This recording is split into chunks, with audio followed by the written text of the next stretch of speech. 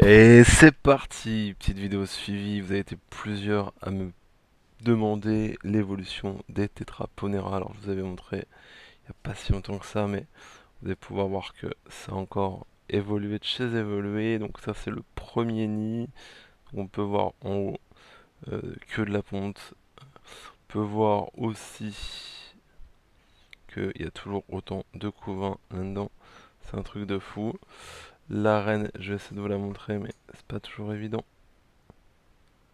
de pouvoir la voir avec le couvain. Elle est là, on peut voir elle a un gastre, mais en mode je n'en peux plus. Donc vraiment une espèce ultra prolifique. Je rappelle que cette espèce-là, alors je vais peut-être trembler un peu, là, le temps de remettre le trépied à peu près comme il faut.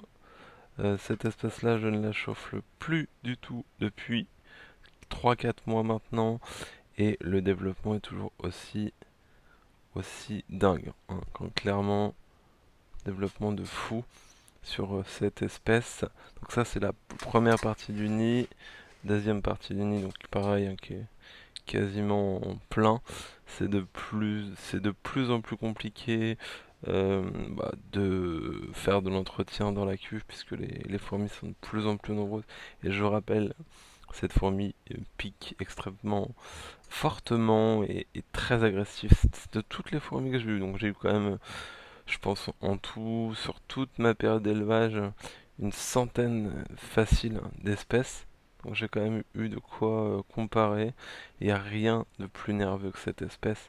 Mais clairement, je la déconseille à toute personne qui débute bien évidemment, et à toute personne qui n'a jamais eu d'espèce agressive ou de type ponérine. Clairement, ça ne sert à rien avant d'élever cette espèce. Faites-vous la main, clairement.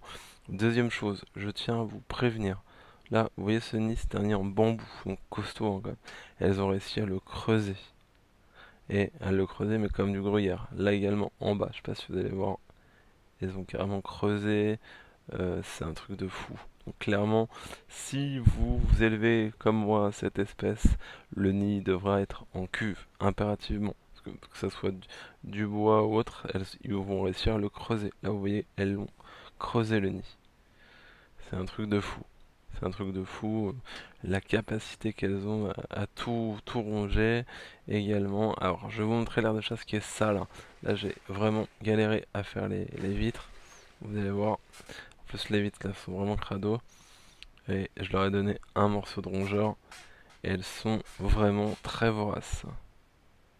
On fait comme ça, hein, c'est mieux, puisque de toute façon, euh, là, les vitres sont un peu vraiment sales, parce qu'elles me lâchent de la substance en fait, je pense, elles recrachent sur les vitres. Donc là, on va quand même mieux voir. Donc là, vous pouvez voir que c'est vraiment très très vorace. Là, elles ont ce qu'on appelle un blanchon de souris. C'est une souris qui a 1 ou 2 semaines, hein, qui a pas encore tout à fait ses poils. Elles vont le manger en une journée. C'est un truc de fou. Alors, vous pouvez voir l'intérieur de la cuve est plutôt propre, ça va, hein, mais elles me mettent sur les vitres. On peut voir des traces et à nettoyer, c'est galère. Également, alors je sais pas si on va le voir sur la, j'essaie de dézoomer un peu sur la vidéo, mais elles m'ont creusé aussi le nid là. Vous allez voir là-haut, vous voyez, et elles ont commencé à me creuser le nid à l'extérieur. Donc c'est vraiment une espèce incroyable à l'élevage puisque vraiment très très agressive. Donc ça bouge et tout, c'est plus une guêpe qu'une fourmi, hein, comme je vous l'avais dit. Mais le problème c'est que à gérer, c'est quand même sportif, hein. Là moi je vous le dis, donc clairement, je le répète, si jamais vous n'avez pas vraiment une bonne expérience, oubliez cette espèce. Donc au niveau maintien, maintenant je ne les chauffe plus, je ne les chaufferai plus. Donc ça sera toujours à température de la pièce. C'est-à-dire que là l'été, bah, là en plus en ce moment on a des températures caniculaires, donc la pièce elle monte à 30. Alors comment vous dire que elle s'éclate, sinon en hiver elles seront à 21, 22 quoi, grand maximum. Voilà, donc pour cette espèce ni sec, ça n'aime pas du tout l'humidité. Donc franchement, en nid sec, ça le fait très bien avec un abreuvoir et ça bouffe de tout, des insectes, justement des proies, de la viande, des liquides sucrés, des jellies, ça bouffe vraiment tout. Voilà. Voilà un petit peu pour cette espèce. J'espère que la vidéo vous aura plu.